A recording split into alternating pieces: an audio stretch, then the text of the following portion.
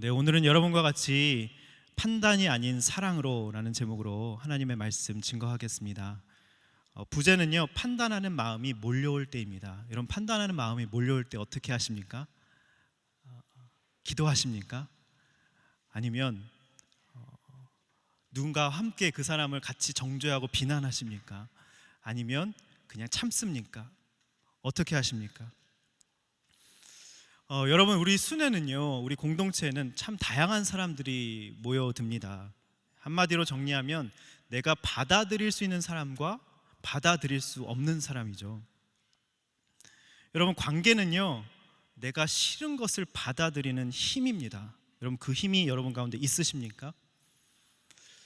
오늘 본문을 보니까 로마 교회에도 여러 가지 문제로 서로 받아들이지 않으면서 갈등의 문제가 너무나도 심각한 상황이었습니다. 오늘 바울이 제시하는 갈등의 해법 세 가지인데요. 여러분, 세 가지만 기억하시면 됩니다. 여러분, 갈등 관계에 있는 사람 있으신다면 이 세 가지만 기억하시면 여러분 승리하실 수 있습니다. 첫 번째 해법, 하나님이 그 사람을 받으셨다는 것입니다. 하나님이 그 사람을 받으셨다는 것입니다. 우리 1절, 2절, 3절 한번 읽어보도록 하겠습니다. 시작. 여러분은 믿음이 약한 사람을 받아들이되 그의 견해를 논쟁거리로 삼지 마십시오. 어떤 사람은 모든 음식을 먹을 만한 믿음이 있으나 믿음이 연약한 사람은 채소만 먹습니다. 먹는 사람은 먹지 못하는 사람을 업신여기지 말고 먹지 못하는 사람은 먹는 사람을 판단하지 마십시오. 이는 하나님께서 그 사람을 받으셨기 때문입니다. 여기 보면 믿음이 약한 사람, 믿음이 강한 사람이 나옵니다. 믿음이 약한 사람은요, 예수를 믿었어도 구약의 그 정결법을 지켜야만 했습니다. 그래서 우상에게 바친 고기는 나를 더럽게 한다고 해서 절대로 먹지를 않았던 사람들이죠. 그래서 2절에 보니까, 여러분 2절을 한번 보십시오. 2절을 보면 식탁 교제할 때 그래서 고기는 먹지 않고 채소만 먹었습니다. 반면에 믿음이 강한 자들은요, 모든 것이 난 자유해, 모든 것이 가하다 하면서 우상에게 바친 재물일지라도 전혀 상관하지 않고 아주 잘 먹었다는 것이죠. 여러분은 믿음이 강한 자입니까? 아니면 약한 자입니까? 내가 모든 것이 가하다, 자유롭게 신앙생활을 하고 계십니까? 강한 자죠. 뭔가 두려움이 많고 이거 해도 돼? 저거 해도 돼? 하면서 뭔가 두려움이 많으면 믿음이 약한 자일 수 있습니다. 여러분, 믿음이 강한지 약한지 그 차이가 뭔지 아십니까? 조금 더 구체적으로 들어가 보면 본질과 형식 중 무엇을 더 강조하는가입니다. 본질을 조금 더 중요시 생각하면 강한 자입니다. 근데 형식이 중요하게 생각되어진다면 약한 자이죠. 왜냐하면 믿음이 약한 자들은 형식에, 어떤 보이는 것에 머물러 있기가 쉽습니다. 지금도 그렇잖아요. 고기에 먹고 안 먹고, 절기를 지키고 안 지키고. 믿음이 약하면 외적인 치장, 태도, 말 본새, 그죠? 지위, 명예, 사회적인 어떤 레벨, 이런 것이 믿음을 보여주는 것이라고, 영향력, 이런 것이 믿음을 보여주는 것이라고 생각을 합니다. 물론 이런 형식에 이런 본질을 담는 그릇도 잘 갖춰져야 되겠죠. 그런 과정을 거쳐야 본질에 쉽게 다가갈 수 있다는 사실입니다. 정리를 해볼까요? 믿음이 강한 사람은 본질을 중요시하고, 그죠? 믿음이 약한 사람은 보이는 것, 형식을 중요시한다. 자, 그럼 바울의 해법은 뭘까요, 여러분? 누가 옳고 누가 그른지 그 로마 교회에서 너 일로 와봐 해서 데려다 놓고 시시비비를 가리지 않았습니다. 오직 세 가지를 명령하는데요. 아까 전체적인 대진 세 가지고요. 또 소주제로 세 가지가 나옵니다. 세 가지를 지금 바울이 명령하고 있어요. 첫 번째는요, 비판하지 말라입니다. 비판하지 말라. 자, 우리말 성경은요, 1절에 보십시오. 그의 견해를 논쟁거리로 삼지 마십시오 라고 말씀하고 있습니다. 근데 개역개정이 조금 더 마음에 와닿는 것 같아요. 비판하지 말라, 그죠? 한마디로 그의 견해를 논쟁거리로 삼지 말라는 것은 비판하지 말라는 뜻입니다. 여러분, 누군가를 우리가 왜 비판합니까? 비판하는 마음의 그 기저에는 뭐가 있습니까? 내가 좀 알려줄게, 좀 고쳐줄게, 내 말 들으면 너 될 수 있어, 너 내 말 안 들어서 그런 거야, 이런 마음속에 너보다 내가 낫다라는 우월 의식이 자리 잡고 있는 것이죠. 근데 여러분, 비판인지 분별인지 어떻게 알 수 있는지 아십니까? 사랑이 있고 없고의 차이입니다. 사랑이 있으면요 분별이고요, 사랑이 없으면 비판입니다. 두 번째로 사도 바울이 이렇게 얘기하고 있어요. 업신여기지 말라. 3절에 보십시오. 3절에 먹는 사람은 먹지 못하는 사람을 업신여기지 말고. 그러니까 믿음이 강한 사람이 먹는 사람이죠. 근데 먹지 못하는 사람을 아유 저것도 안 먹어, 왜 이렇게 믿음이 자유하지 못해 하면서 업신여겼다는 것입니다. 여러분 삶에 바로 한번 적용해 보십시다. 여러분 누군가를 혹시 믿음의 수준이 낮아 하면서 업신여기고 계시는 사람이 누구입니까? 아니면 거꾸로 업신여김을 여러분 회사에서, 집에서, 순에서 받고 계십니까? 업신여김을 당하면 우리는 순간적으로 본능적으로 이런 마음이 들어요. 내가 당한 대로, 업신여김을 당한 대로 나는 너에게 복수해 주리라. 그러면요 갈등의 골은 더 깊어지게 됩니다. 여러분 로마서에 다 우리가 말씀을 들었죠. 원수 갚는 것이 누구에게 있다고요? 하나님께 있습니다. 내가 원수 갚는 것을 하나님께 맡기고 기도하면요, 나를 힘들게 하는 사람을 위해서 기도하면요, 하나님 어떤 일을 하시는지 아십니까? 원수의 머리에 숯불을 올려놓으십니다. 여러분 숯불 엄청 뜨겁죠. 그러니까 기도로 해결하라는 것입니다. 다윗이 그 수많은 원수 앞에서 하나님 해결해 주십시오 기도했잖아요. 하나님이 다 해결해 주십니다. 자, 세 번째는요 받아들이라입니다. 명령 세 가지. 첫 번째가 아까 비판하지 말라, 두 번째가 업신여기지 말라, 세 번째가 받아들이라입니다. 1절에도 보십시오. 믿음이 약한 사람을 받아들이되, 3절에도 이렇게 나와 있습니다. 그 사람을 받으셨기 때문입니다. 받아들이라는 것이죠. 받아들이라는 헬라어는요 품는다, 그 사람을 넉넉하게 품는다라는 뜻이 있습니다. 여러분 갈등은요 푸는 게 아니라 품고 가는 것입니다. 내가 막 갈등을 해결하려고 하면 안 풀려요. 품고 갈 때 그게 해결되는 것을 우리가 보게 됩니다. 아까도 말씀드렸다시피 관계는요 내가 풀 수 없는, 그죠? 나에게 내가 싫은 것을, 이런 관계를 받아들이는 힘이라고 했습니다. 내 힘으로는 관계를 품고 나아갈 수 없기에, 그죠? 풀 수 없기에, 품고 나아갈 수 없기에 성령님께, 힘과 능으로 안 된다고 했잖아요. 성령님께 우리가 구하고 도움을 요청해야 된다는 것이죠.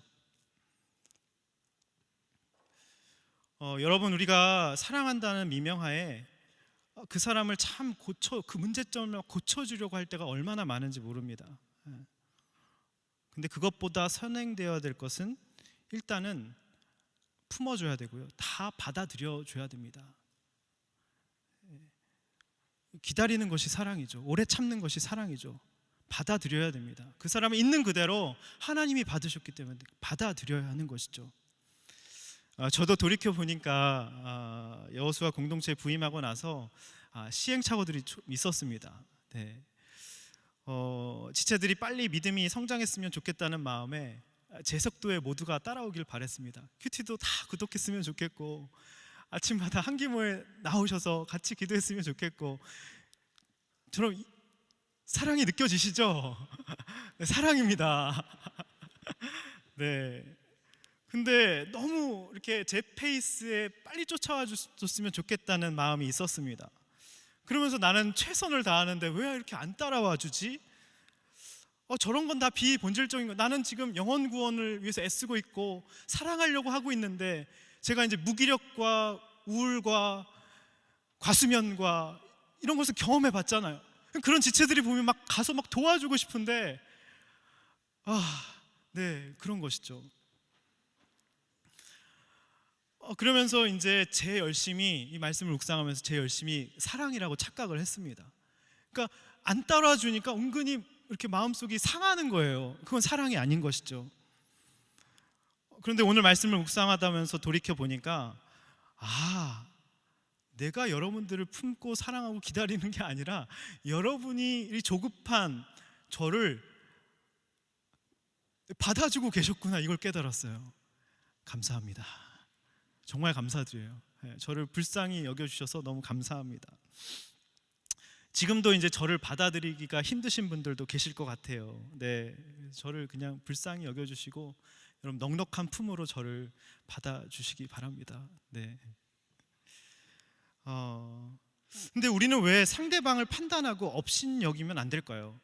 계속 판단하지 말라, 받아들이라, 업신여기지 말라라는 말씀이 나오잖아요. 왜 우리는 그렇게 하면 안 될까요? 당위적인, 윤리적인, 도덕적인 뜻 때문에 그런 것이 절대로 아닙니다. 말씀을 한번 보십시오. 3절 하반절에서 4절 한번 다 같이 읽어보도록 하겠습니다. 시작. 여러분이 누구기에 남의 종을 판단합니까? 그의 서고 넘어지는 것이 자기 주인에게 달려 있습니다. 주께서 그를 세우실 수 있으나 그가 세움을 받을 것입니다. 아멘. 여기 이유가 나와 있습니다. 여러분 모든 답은 말씀에 다 나와 있어요. 우리가 왜 비판하지 말고 업신여기지 말고 받아들여야 하냐면요, 3절 하반절에 나와 있죠. 하나님이 그 사람을 있는 그대로 넉넉하게 품어주시고 십자가 사랑으로 받아주셨기 때문입니다. 여기 4절에 보십시오.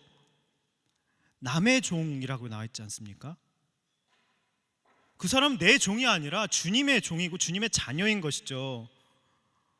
그 사람의 주인이 주님이기 때문에 내가 이러쿵저러쿵 판단하는 것은, 비판하는 것은 그 주인을 멸시하는 행동이라는 뜻입니다. 그리고 여기 말씀해 보십시오. 4절 하반절에 보니까 주께서 그를 세우실 수 있으니 그가 세움을 받을 것입니다. 그 주님의 것이고요, 주님께서 그 사람을 지금 세우신다고 말씀하고 있습니다. 내가 세우는 게 아니잖아요. 저 사람은 주님의 것이고 주님이 직접 그 사람을 세우신다고 말씀하고 있습니다. 그 사람의 주인인 그 서고 넘어지는, 우리는 보면서 저 사람이 서고 넘어지는 것이 아유 꼴 좋다 이렇게 생각하는데, 서고 넘어지는 것이 주인이신 주님의 손에 달려있기 때문에 내가 만약에 그 사람을 내 본의로, 내 우월의식으로 비판하고 정죄하고 그를 내 비판과 정죄로 넘어뜨린다면 그 사람의 주인을 능멸하는 행동이라는 것이죠. 말씀 묵상하면 충격을 받았습니다. 여러분 얘기하고 자꾸 비판하고 싶고 받아들이기 싫고 업신여기고 싶으십니까? 일단 참으세요. 옆 사람과 이렇게 얘기하겠습니다. 일단 참자. 일단 참으셔야 돼요. 네, 내뱉지 마시기 바랍니다. 말하지 마세요. 네. 나는 시원해지지만 상대방은 반드시 상처를 받게 되어 있습니다. 일단 입을 다무시기 바랍니다. 첫 번째 적용 질문 드리겠습니다. 내가 있는 그대로 받아들여야 하는 사람은 누구인가요? 여러분 적용 질문이 너무 많다고 하셔서 제가 한 개로 줄였습니다. 저를 받아주셔서 감사합니다. 기다려주시고 저한테 피드백을 반드시 해주세요. 너무 많으면 많다. 네, 저는 반드시 받아들이는, 잘 듣는 사람입니다. 너무 좋으시죠? 하나니까 딱 기억이 나시죠? 자, 두 번째 해법. 네, 목적이 주를 위한 것이면 다 괜찮습니다. 목적이 주를 위한 것이면 다 괜찮습니다. 네, 5절, 6절 다 같이 읽겠습니다. 어떤 사람은 이날을 전날보다 중요하게 생각하고 어떤 사람은 모든 날이 똑같다고 생각합니다. 각자 자기 마음에 확신을 가지십시오. 어떤 날을 중요하게 생각하는 사람은 주를 위해 중요하게 생각하고 먹는 사람도 주를 위해 먹으니 이는 그가 하나님께 감사하기 때문입니다. 먹지 않는 사람도 주를 위해 먹지 않고 하나님께 감사드립니다. 아멘. 자, 이제 고기 먹는 문제가 나왔었고요. 이제 날, 절기의 문제가 나오고 있습니다. 5, 6절을 보니까 이 절기 날 이야기가 날 이렇게 나오고 있습니다. 우리 같이 주일 성수를 굉장히 중요하게 생각하는 교회들이 있는 반면 또 어떤 교회는요, 모든 날이 다 주의 날이라 해서 월요일부터 토요일까지를 일상을 더 중요시하게 생각해서 주일에 한 달에 한두 번 모이는 교회도 있습니다. 모이는 교회보다 흩어지는, 일상에 나가서 흩어지는 교회를 강조하는 교회인 것이죠. 우리가 그렇다가 함부로 그런 사람들을 비판할 수 없다는 것입니다. 지금 말씀이 이 뜻입니다. 왜죠? 5절을 보십시오. 5절 한번 보십시오. 마지막에 보면 각자 자기 마음에 이것은 주를 위한 것이라는 확신이 있기 때문입니다. 일상이 주의 날이라고 해서 월요일부터 토요일 가운데 흩어지는 교회를 굉장히 중요시하는 일터사역, 이런 걸 중요시하게 생각하는 사람들은 그죠? 그것에 대한 확실한 주를 위한 것이라는 확신이 있기 때문에 그 사람을 비판해서는 안 된다는 것입니다. 목적이 주를 위한 것이라면 다 괜찮다는 것입니다. 여러분 순원들 보십시오. 뭔가 주를 위한 열심과 확신으로 뭔가 새벽 기도에 나오기도 하고 필사를 하기도 하고 큐티를 하기도 하고 다 괜찮다는 것입니다. 너 그거 틀렸어, 이렇게 얘기하면 안 된다는 것이죠. 똑같은 잣대를 가지고 모든 사람을 함부로 얘기해서는 안 된다는 것입니다.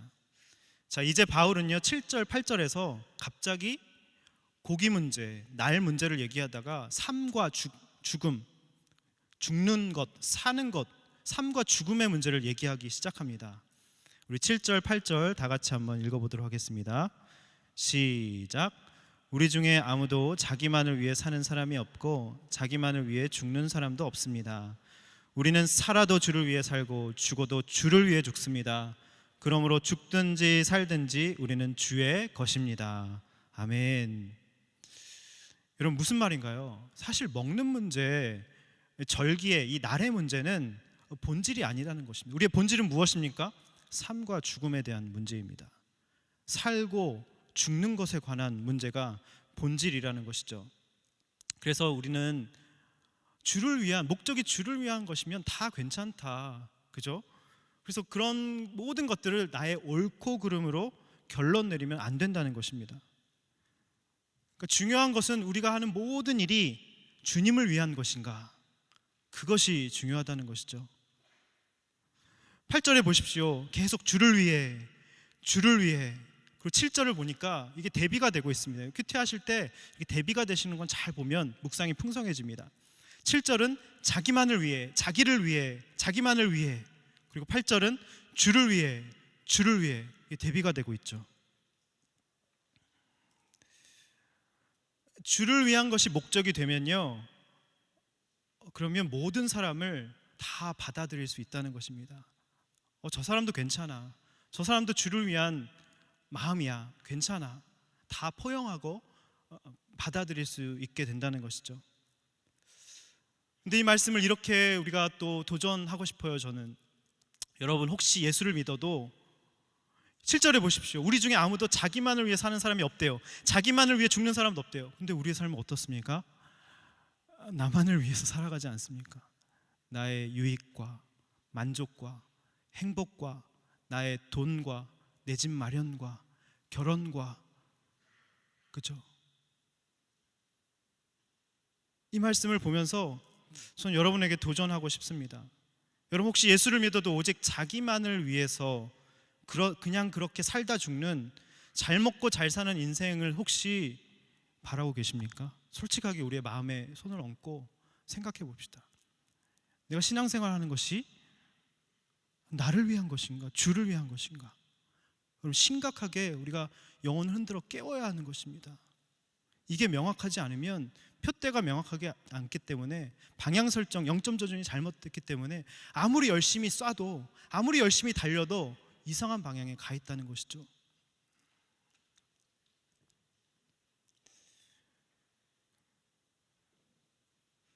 여러분 정말 우리가 이 죽음도, 살든지 죽든지 그랬잖아요. 우리가 죽음도 불사할 정도로 여러분을 가슴 뛰게 하는 그 비전과 사명이 있으십니까? 비전이 여러분 드림, 그죠? 그냥 꿈이 아닙니다. 비전은 하존이라고 해가지고 주님께서 우리에게 계시해 주시는 깨달음입니다.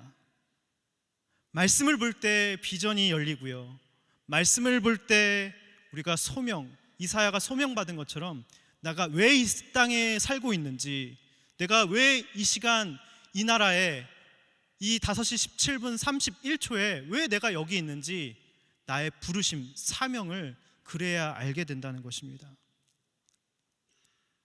여러분 우리가 살아도 주를 위해 살고 죽어도 주를 위해 죽는 그런 인생이 되었으면 좋겠습니다. 우리 옆 사람과 이렇게 인사하겠습니다. 그런 인생이 되자. 살아도 주를 위해, 죽어도 주를 위해. 여러분, 이런 인생이 되면 먹는 문제, 날 문제, 이런 부차적인 거라면, 비본질적인 거 별로 I don't care, 그죠? 별로 중요한 게 아니게 됩니다. 믿음이 연약할 때는 보이는 거, 형식, 그런 걸 중요시하게 생각했지만 이제 어느 정도 성숙해지면 주를 위해 죽고 주를 위해 살고 이 마음이 되면 본질적인 것은 별로 중요한 게 아니게 됩니다. 그걸로 막 싸우고 다투고 이런 일은 일어나지 않는다는 것이죠. 거기에 목숨 걸 필요가 없다는 것입니다. 자, 그리고 나서 바울은 8절 마지막에 8절 하반절을 보십시오. 그러므로 죽든지 살든지 우리는 주의 것입니다 라고 말씀하고 있습니다. 바울이 지금 너희가 어디에 소속되어 있느냐라고 묻는 것이죠. 나는 주의 것이다. 여러분, 주의 것입니까? 아니면 사단의 것입니까? 아니면 애인의 것입니까? 아니면 부모님의 것입니까? 우리의 소속을 분명히 해야 된다는 것입니다. 우리는 살든지 죽든지 주님의 것입니다. 다시 한번 옆 사람과 이렇게 얘기하겠습니다. 주님의 것이야. 주님의 것이야. 네. 우리의 소속은 명확한 것이죠. 여러분, 주님의 것이면 우리가 어떻게 해야 됩니까? 주님이 주인이라 그랬잖아요. 그럼 주인이 하라는 대로 해야죠. 그게 주의 것이잖아요. 항상 그래서 주인이신 주님이 우리에게 말씀하시면 우리에게는 예만 있습니다. 그런 말씀도 있잖아요. 우리에게는 그리스도인에게는 예만 있다는 말씀이 있잖아요. 근데 자꾸 주님 그건 좀 저한테 무리한 요구십니다. 전 괜찮거든요. 저한테 너무 참견하시는 거 아닙니까? 됐어요. 그럼 주인이 아니죠. 주의 것이 아닌 것입니다. 주인 되신 주님의 명령에 우리가 혹시 그것까지도 판단하고 있다면 우리가 굉장히 교만한 것입니다. 내가 그건 아니야. 주님을 내가 판단하고 있는 것이죠.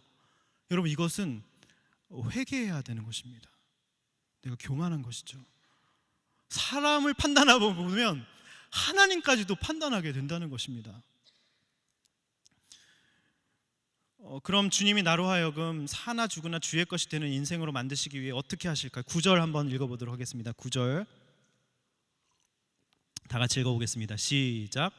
이를 위해 그리스도께서 죽었다가 다시 살아나셨으니 이는 죽은 사람과 산 사람의 주가 되시기 위함이었습니다. 8절 9절의 맥락을 여러분 잘 보셔야 돼요. 이게 왜 이를 위해가 어떤 것인지.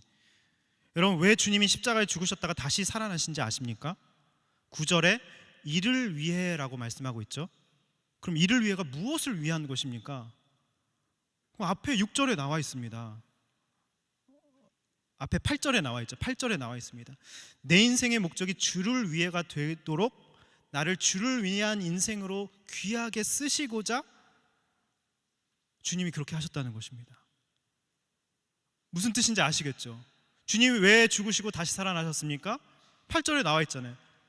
내 인생의 목적이 주를 위해서가 되도록, 나를 주를 위한 인생이 될 수 있도록 그렇게 나를 쓰시고자 죽으시고 다시 살아나셨다는 것입니다. 여러분, 나 같은 죄인 하나를 주님이 쓰시고자 예수님이 십자가에서 그 처참하게 목숨을 우리를 위해서 내어주신 것입니다. 우리가 아직 원수 되었을 때, 죄인일 때 우리를 위해 죽으심으로 하나님에 대한 우리의 자기 사랑을 확증하셨다고 했잖아요. 나를 쓰시고자. 저는 2년 전만 생각하면 눈물이 납니다. 나같이 무기력하고 대인기피에 우울과 무기력과 과수면에 사로잡혀 있던, 그래서 맴매하면서 주님 앞에 부르짖을 수밖에 없었던 나를 이렇게 쓰시고자 십자가에 달려 죽으시고 부활하셨다는 것입니다. 여러분을 위해서 주님이 죽으시고 부활하셨다니까요. 왜 안 믿으세요? 믿으시기 바랍니다. 여러분을 쓰시고자 주님이 죽으시고 부활하셨습니다. 믿으십니까? 믿으셔야 돼요. 그럼 우리를 주의 것이니까 주가 세우십니다. 주는 넘어지게도 하시고 세우기도 하시고, 한나의 고백도 우리가 큐티했잖아요. 죽이기도 하시고 살리기도 하시고, 마리아도 그렇게 고백했습니다. 우리를 쓰시고자, 한나를 쓰시고자, 사무엘을 쓰시고자, 다윗을 쓰시고자, 여러분을 쓰시고자 주님이 죽으시고 다시 살아나셨다니까요. 제발 좀 믿으시기 바랍니다. 주님의 목적은 나 같은 한 영혼을 얻기 위함이었어요. 이것이 주님의 목적이었기에 주님은 사실 한 사람의 영혼, 강하거나 약하거나 별로 문제될 게 없습니다. 그냥 모든 사람의 그 한 영혼을 살리시기 위해서, 그래서 주님은 강한 편도 아니고 약한 편도 아니고 모든 영혼, 한 영혼의 편이십니다. 주님은 여러분 편이세요. 나는 주님이 필요하다고 말하는 여러분 편이십니다. 그러니까 여러분 싸울 때요, 다툼이 일어날 때, 갈등이 생길 때 주님 내 편이 되어주시고 저 사람 벌해주세요. 아니요, 주님이 필요합니다. 주님, 저는 약합니다. 구원자이신 주님이 필요합니다 라고 말하는 사람 편입니다. 주님은 강한 쪽도 약한 쪽도 편들지 않으셨습니다. 결론은 우리가 예수님처럼 그렇게 사람을, 한 영혼을 바라봐야 된다는 것에 여기 문제의 본질이 있습니다. 우리가 한 사람을 그렇게 예수님의 마음으로 바라보지 못하기 때문에 맨날 같이 비판하고 정죄하고 네가 옳으니 내가 옳으니 갈등하고 반목하는 것입니다. 그래서 우리가 예수님처럼 믿음이 성숙하고 그러면요, 그 사람을 위해서 십자가에 달려서 내가 져주고 내 자존심을 꺾고 미안하다고 얘기하고 자기를 비워 종의 형체를 가지고 사랑의 빚진 자가 되어서 그 사람에게 나아간다는 것이죠. 우리에게 그 사랑이 없기 때문에 여러분 회개하고 애통하셔야 됩니다. 그 사랑이 없기 때문에 우리 인생의 모든 문제가 생기는 것입니다. 아까 우리 2시에 이제 그룹장님들과 MC들과 같이 교육자들 모여서 기도하는데요, 그룹을 섬기는 리더십이잖아요. 저도 교육자잖아요. MC들이잖아요. 우리가 주님의 사랑에 비하면 너무 누추하고 너무 그 사랑의 깊이와 넓이에 비해서 내 사랑이 너무나도 요만해서 너무 죄송해서, 그래서 늘 사람을 보면 판단하고 저 사람 왜 저럴까 생각하는 우리의 모습 때문에 너무 좌절이 되고, 오호라 나는 공고한 자로다 이렇게 탄식이 터져나오면서 한 3분 정도가 정말 눈물 애통해하면서 눈물을 흘리면서 우리가 기도를 했습니다. 주님, 우리에게 그 사랑을 부어 주시옵소서. 여러분, 저는 우리 여호수아 공동체가 서로를 판단하고 겉으로는 웃으면서 속으로는 무시하고 저 사람 왜 저래? 왜 이렇게 믿음이 없고 약해? 왜 이렇게 나를 힘들게 해? 그렇게 업신여기고 판단하고 비판하고 정죄하는 공동체가 아니라 그 한 사람을 받아들여주고 넉넉히 품고 사랑하고 오래 참는 그런 공동체가 되었으면 좋겠습니다. 할렐루야. 그런 공동체가 될 것입니다. 여러분, 오사카 팀 다녀왔는데요, 벌써 그렇게 됐습니다. 한나의 기도 모임 아침에 모여서 같이 기도하고 그 기도의 고통 속에서 드리는, 제가 오사카 팀이 어떤 고통이 있는지 그 전날 같이 나누면서 다 들었거든요. 근데 내 고통 속에서 드리는 기도를 통해서 하나님 불씨를 일으키시고요, 그 이스라엘 잠들어 죽어있던 엘리 대제사장이 자기 처소에서 비둔해서 자고 있었잖아요. 어린 사무엘이 등잔대를 꺼트리지 않고 여호와의 교회 옆에 있었다. 너무 아이러니하죠. 기도하는 사람들을 통해서 우리 여호수아를 그런 공동체로, 삼겹줄 공동체로, 예수 그리스도의 마음을 품는 공동체로 만드실 것입니다. 벌써 그렇게 하고 계세요. 주님이. 너무 기대가 되고 소망이 됩니다. 여러분, 많이 기도해 주시기 바랍니다. 그래서 여러분이 저에게 찾아오셔서 또 중보기도 제목으로 올려주시고, 주보에 나와 있잖아요. 거기에 올려주시고 한기모에 오셔서 또 개인 기도 제목 나눠주시면서 그걸 가지고 우리 교육자들이 기도하고 있는데요, 한 지체가 오빠가 너무 힘들어하는 모습 때문에 자신도 같이 힘들어진 겁니다. 오빠가 병으로 인해서 너무 이제 힘들어진 거예요. 좌절하고 오빠에게 도대체 무슨 말을 할지 도저히 오빠의 상황이 너무 고난 가운데 있으니까 자기가 무슨 말을 해야 될지 모르겠다는 겁니다. 근데 지난번 예배를 통해서 내가 사랑의 빚진 자라는 것이 깨달아지면서 제가 그랬어요.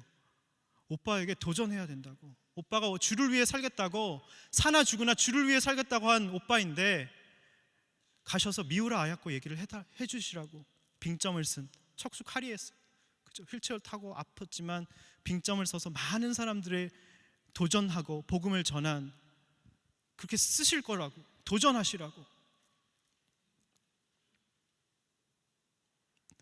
하나님이 우리는 진짜 물러가 침륜에 빠지는 자가 돼서는 안 되고 영원 구원에 이르는 믿음을 가진 자가 되어야 된다고 도전을 했습니다.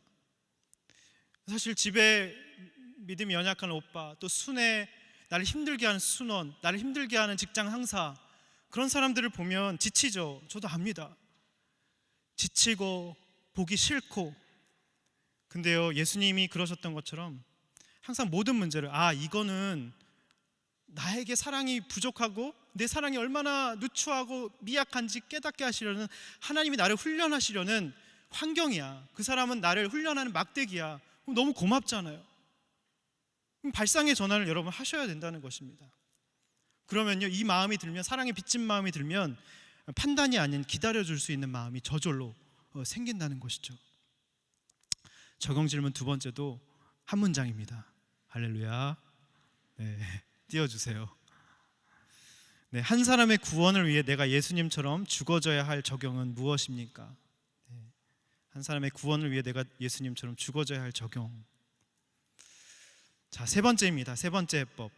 우리 모두 하나님의 심판대 앞에 서게 된다는 것입니다. 너무 무서운 말씀이죠. 결산의 날이 옵니다.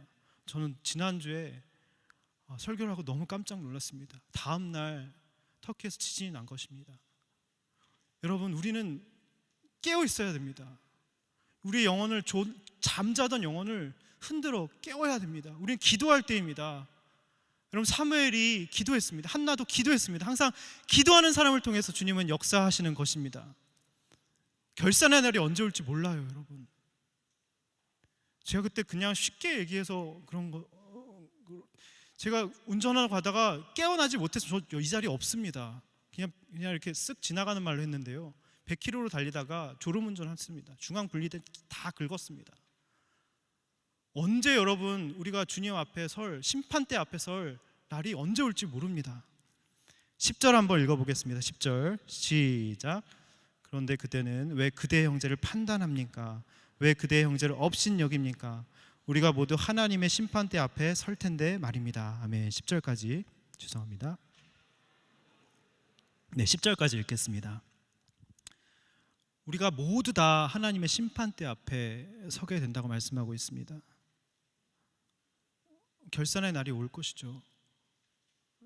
그 심판대 앞에서 주님 그 거룩한 영광 앞에 서면 우리는 정말 벌레만도 못해 점이 됩니다.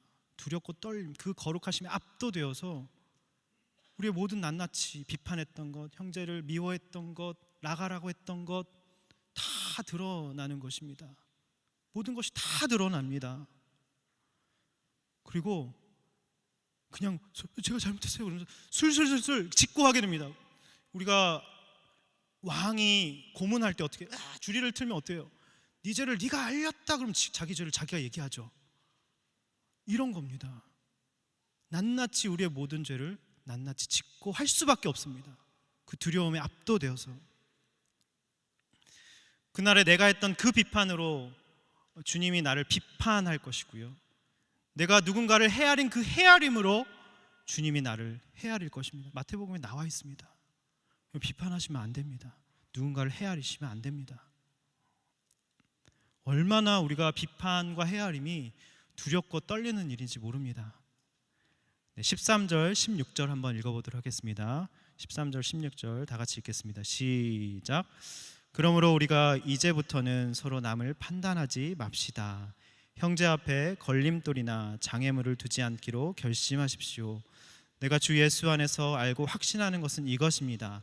무엇이든지 그 자체로 부정한 것은 없고 다만 부정하다고 여기는 그 사람에게만 부정한 것입니다. 만일 음식 문제로 여러분의 형제가 근심하게 되면 그대는 더 이상 사랑을 따라 행하지 않는 것입니다. 그리스도께서 위해 죽으신 그 형제를 음식 문제로 망하게 하지 마십시오. 그러므로 여러분의 선한 것이 비방을 받지 않도록 하십시오. 아멘. 본문에 보니까요, 형제라는 단어가 10절에서 16절까지 5번이나 반복되고 있습니다. 10절에도 형제, 그죠? 13절에도 형제, 15절에도 형제가 나오고 있습니다. 특별히 15절만 한번 보겠습니다. 15절을 보니까 바울이 형제가 어떤 존재라고 수식어가 붙어 있네요. 뭐라고 나와 있습니까? 그리스도께서 위해 죽으신 그 형제라고 말씀하고 있습니다. 무슨 말인가요? 그리스도께서 그 형제를 위해서 대신 죽으실 만큼 그 형제는 너무나도 값지고 소중하고 그런 존재라는 뜻입니다. 여러분, 옆에 형제가 그렇게 소중한 존재입니다. 그러니 형제를 판단하고 정죄하는 것은, 업신여기는 것은 그리스도께서 그 형제를 위해서 죽으셨는데 그리스도의 죽으심을 업신여기는 것과 똑같은 거라는 것입니다. 큰 죄죠. 여러분, 루이스 펠튼 트레이시는 작가가 있는데요, 열받지 않고 10대 자녀와 싸우는 법이라는 책에서 제가 이 책을 꼭 읽어보고 싶었어요. 네, 제가 싸운다는 뜻은 아니에요. 그냥 읽어보고 싶었습니다. 네, 부모들이 하지 말아야 할 8가지를 이렇게 말했습니다. 사실 이거는 부모와 자녀 관계뿐만 아니라 순장과 순원, 애인과의 관계, 직장 상사와의 관계, 다 동료와의 관계, 부모와의 관계 다 해당됩니다. 같이 한번 읽어보겠습니다. 준비했어요. 자, 먼저 비판하지 마라. 첫 번째죠. 아이 스스로 문제 해결하는 과정을 지켜보라는 겁니다. 섣불리 비판하지 말래요. 지켜보래요. 두 번째는 미리 비판하지 말래요. 자녀의 의견을 충분히 들은 뒤 말하래요. 그리고 먼저 열받지 말래요. 자녀를 대하다 보면 부모가 먼저 열받을 때가 많습니다. 부모가 감정적이면 아이도 감정적이 되는 거죠. 그렇죠? 네 번째는 미리 준비하지 말래요. 다 계획해 주지 말라는 거예요. 그냥 놓아두고 아이가 멋지게 문제를 풀 기회를 아이에게 주라는 것입니다. 다섯 번째는 먼저 물어보지 말래요. 아이가 이야기할 때까지 기다려주는 것이죠. 여섯 번째는 미리 걱정하지 말래요. 부모가 믿어줄 때 믿어주는 게 중요하죠. 아이는 책임을 다하게 된대요. 일곱 번째는 먼저 단정짓지 말래요. 언쟁만 생길 뿐. 너 그랬잖아. 이러면 언쟁만 생길 뿐이죠. 아이가 성장했다는 걸 외면하지 말래요. 어느샌가 아이가 커 있거든요. 아이가 독립적인 인격체인 것을 우리가 인정하라는 것이죠. 애인과의 관계도 여러분 마찬가지예요. 단정지를 얼마나 언쟁만 납니까? 다 마찬가지인 것이죠. 섣불리 비판하고 판단하고 정죄하면요, 이런 결과가 생긴다는 것입니다. 여러분, 비난과 분별 다 아시겠죠? 차이.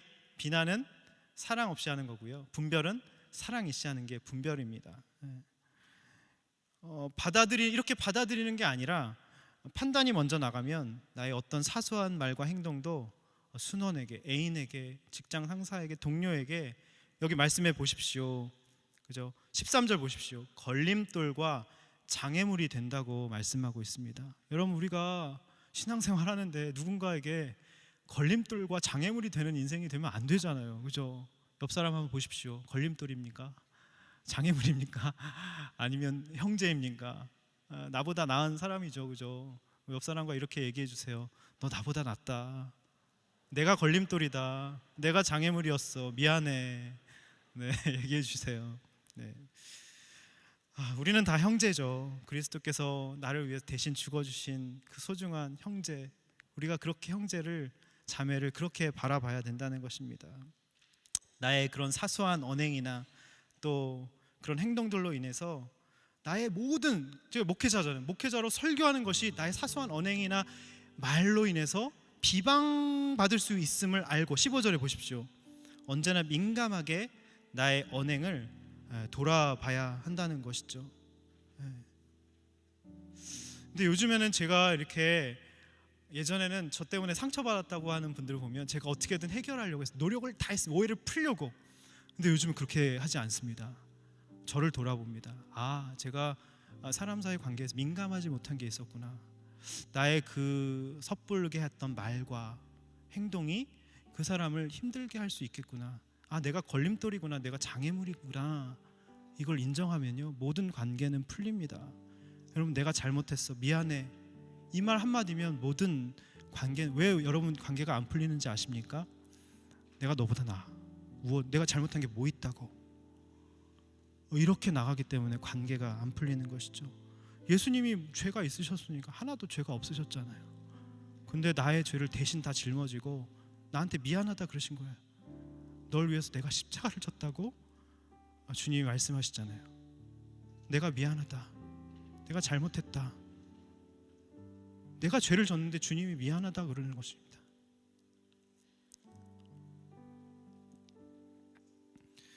말씀을 맺겠습니다. 오늘 바울은요, 갈등의 해법을 3가지를 제시했습니다. 여러분, 하나님이 그 사람을 받으셨기 때문에 우리는 판단하고 업신여기고 그러면 안 됩니다. 그 사람을 품어주고 받아들여야 하는 것이죠. 목적이 주를 위한 것이면 다 괜찮습니다. 그 사람이 하는 것 다 괜찮습니다. 비본질적인 거예요. 그냥 다 받아주세요. 3번째 해법, 우리 모두 하나님의 심판대 앞에 서게 된다는 것입니다. 얼마나 두렵고 떨리는지 모릅니다. 여러분 비판하는 그 비판으로 주님이 여러분 비판하실 거고요, 여러분이 헤아리는 그 헤아림으로 주님이 여러분을 헤아리신다는 것이죠. 여러분, 이 시간 마지막 3번째 적용 질문인데요, 하나님의 심판대에 섰을 때 우리가 정말 띄워주세요. 네, 3번째 적용 질문 한번 띄워주시기 바랍니다. 이번 주간에 어떤 걸림돌과 장애물을 형제 앞에 두셨습니까?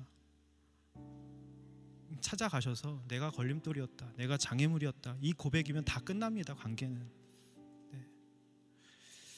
이 시간 이 찬양 부를 때 나를 위해서 하나도 잘못한 게 없으신데 주님 잘못했다고 십자가에 달려 나를 위해 물과 피를 쏟아 부어주시고 내가 너를 사랑한다, 저들의 죄를 저들에게 돌리지 말아달라고 하신 거잖아요. 여러분, 그 사랑이 깨달아져야, 그 사랑 1만 달란트 빚진 게 얼마나 크고 놀라운 사랑이 여러분 깨달아져야 모든 것이 풀립니다. 사람은 사랑을 만들 수도 지을 수도 없어요. 그 사랑이 깨달아져야 모든 것이, 관계가 풀립니다. 네, 빚진 자로 나아갈 때 받아들일 수 있고요, 비판도 안 될 수 있고요, 그 사람은 그냥 있는 그대로 불쌍히 여기게 됩니다. 나 같은 자도 주님이 불쌍히 여겨주시면 내가 누구를 판단하고 정죄합니까? 그건 나의 권한이 아닌 것이죠. 우리 이 시간 이 찬양 고백하겠습니다. 아버지 사랑 내가 노래해.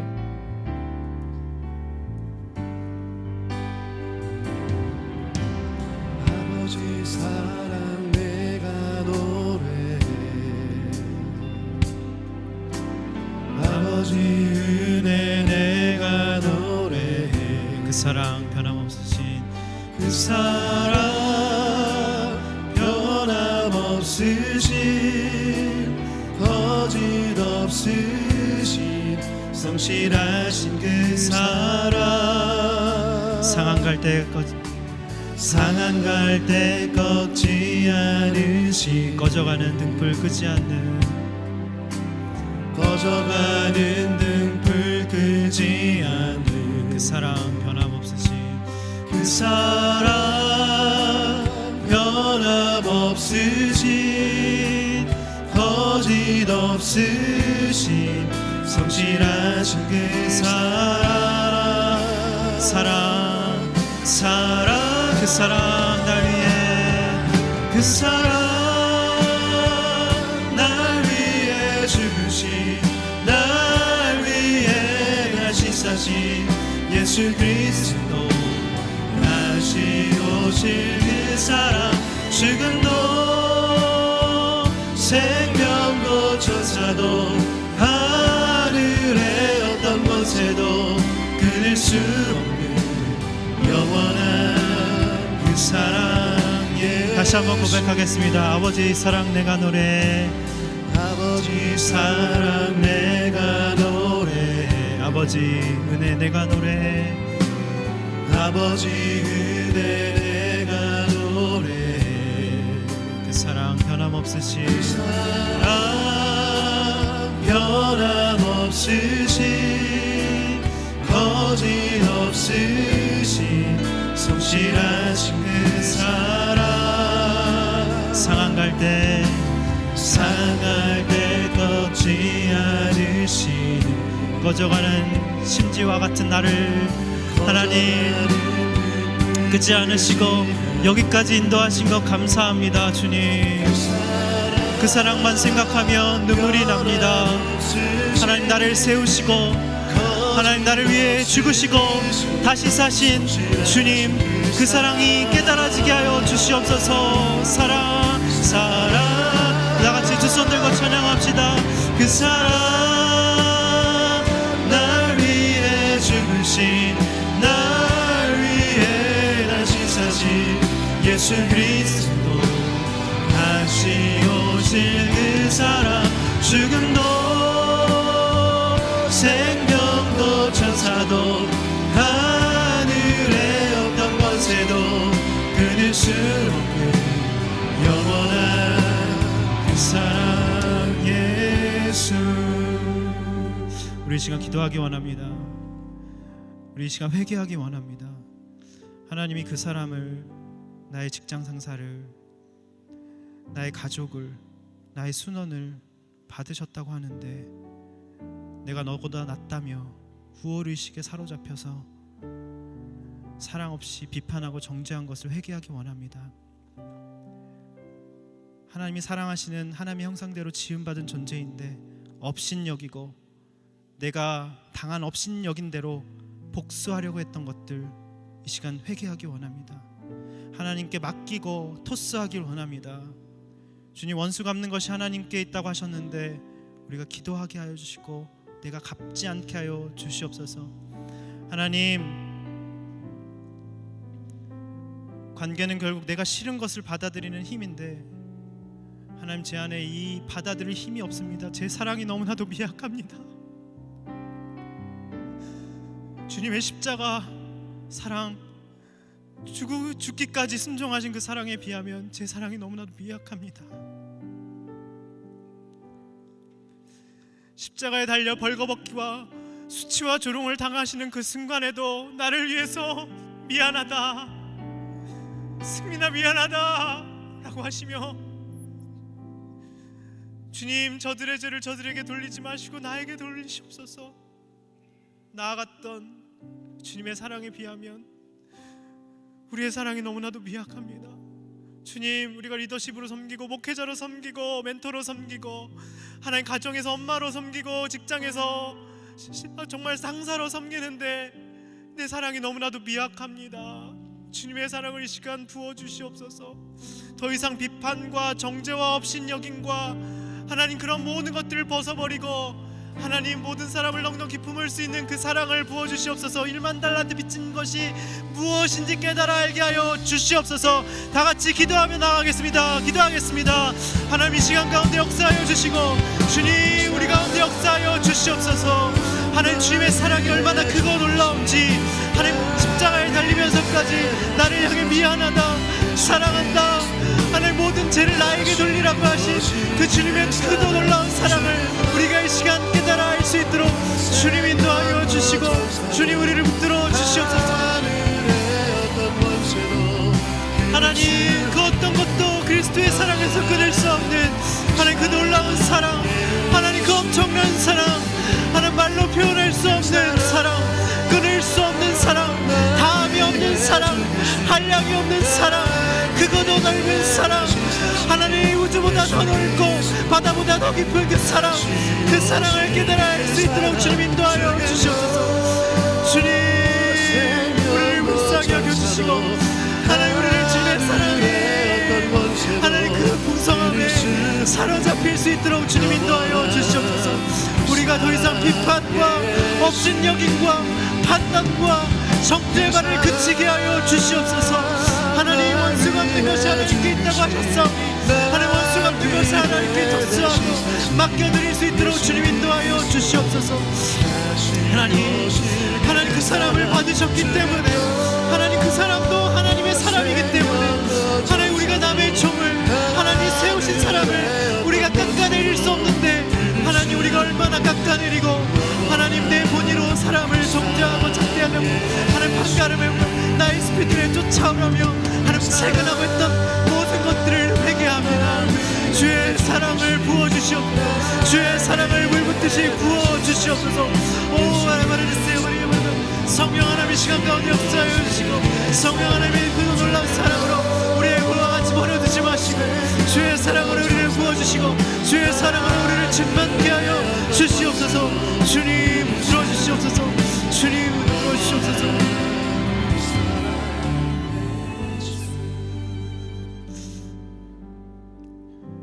우리가 말씀을 붙들고 기도하기 원합니다. 우리 중에 아무도 자기만을 위해 사는 사람이 없고 자기만을 위해 죽는 사람이 없다고 하시는데 우리는 나만을 위해 살고 있습니다. 나만을 위해 살아가고 있습니다. 나만을 위해 달려가고 있습니다. 나만을 위해 돈을 벌고 있습니다. 나만을 위해 행복을 찾고 있습니다. 나만을 위해 중독에 빠져 있습니다. 나만을 위해 그렇게 달려가고 있습니다. 눈이 가리워져서 살기가 등등한 사울처럼 다메섹 도상으로 가다 주님, 네가 나를 왜 핍박하느냐 하고 꿇어 엎드렸던 것처럼 눈이 멀고 주여 니시니까 했던 그 사울의 고백이 우리 가운데 있기를 원합니다. 주님, 바울이 처절한 고백을 한 것은 자기가 자신만을 위해 살기가 등등해서 믿는 사람을 죽이고 핍박했기 때문에 이제 나는 살아도 죽어도 주를 위해 살겠다고 고백한 것입니다. 여러분, 그 빚진 마음이 있어야 됩니다. 회개하고 통회하는 심정이 있어야 됩니다. 그래야 그 사랑이 나를 감싸고 그 사랑이 내게서 생수의 강처럼 흘러나오는 것입니다. 하나님, 이제 나만을 위해 사는 인생 되지 않게 하여 주시옵소서. 주를 위한 인생 되게 하여 주시옵소서. 나를 주를 위한 인생으로 나를 쓰시고자 하나님 죽으시고 다시 살아나셨다고 하시는데, 하나님, 내가 주를 위한 인생 되기 원합니다. 사나 죽으나 주를 위한 인생이 되기 원합니다. 그렇게 결단하고 그렇게 살기를 원하시는 분은 다 일어서서 주님 앞에 결단으로 기도하며 주님, 나를 써주시옵소서. 나를 사용하여 주시고 내 인생을 주님 앞에 올려드립니다. 나를 사용하여 주시옵소서. 다 같이 주여 3번 부르고 기도하겠습니다. 주여, 주여, 주여. 하나님, 우리의 인생을 주님 앞에 드립니다. 우리의 인생을 통째로 주님 앞에 드립니다. 하나님, 우리를 사용하여 주시고 우리를 사나 죽으나 주를 위한 인생으로, 주를 위한 인생으로, 주를 위한 삶으로 하나님 사용하여 주시옵소서. 하나님, 우리가 있는 곳에서 주를 위해서 헌신하고 주를 위해 살아가기 원합니다. 우리를 써주시옵소서. 우리를 사용하여 주시옵소서. 나만을 위한 인생이 아니라, 나만을 위한 하나님 그런 인생이 아니라 주를 위한 인생 되게 하여 주시옵소서. 사나 죽으나 주를 위한 인생 되게 하여 주시옵소서. 주를 위한 인생 되게 하여 주시옵소서. 주를 위한 인생 되게 하여 주시옵소서. 주를 위한 인생 되게 하여 주시옵소서. 주를 위한 인생 되게 하여 주시옵소서. 주를 위한 인생 되게 하여 주시옵소서. 사나 죽으나 주를 위한 인생 되게 하여 주시옵소서. 나만을 위한 인생이 아니라 이기적인 인생 되게 않게 하여 주시옵소서. 나를 주님 앞에 손에 올려드립니다.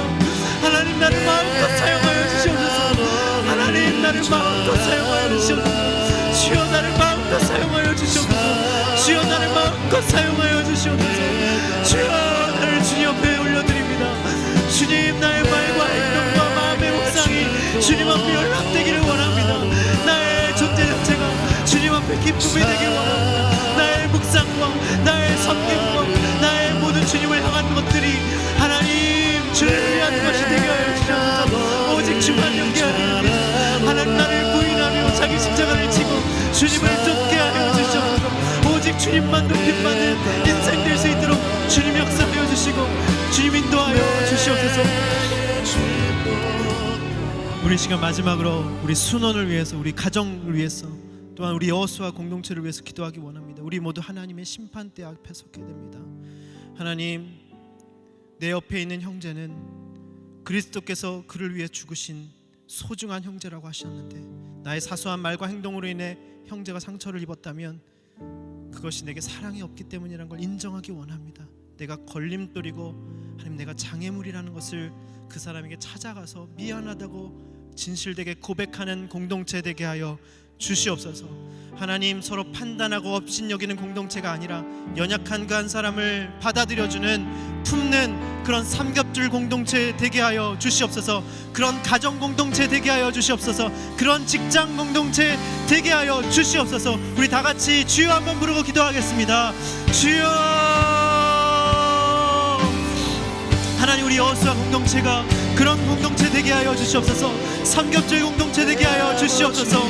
하나님, 우리가 주님 그 한 사람을 받아들여주고 품고 하나님 업신여기고 판단하고 정죄하는 공동체가 아니라 하나님, 그 사람을 사랑하셔서 하나님 예수님께서 십자가에 피 흘리신 하나님 소중한 형제라는 것을 믿음으로 받아들이고 인정하고 내가 걸림돌이고 장애물이었다는 것을 진솔하게 고백하는 하나님 그런 공동체 되게 하여 주시옵소서. 하나님, 우리 나의 말과 행동이 누군가를 상처 주었다면 찾아 찾아가서 미안하다고 고백하는 공동체 될 수 있도록 주님 역사하여 주시고 주님 인도하여 주시옵소서.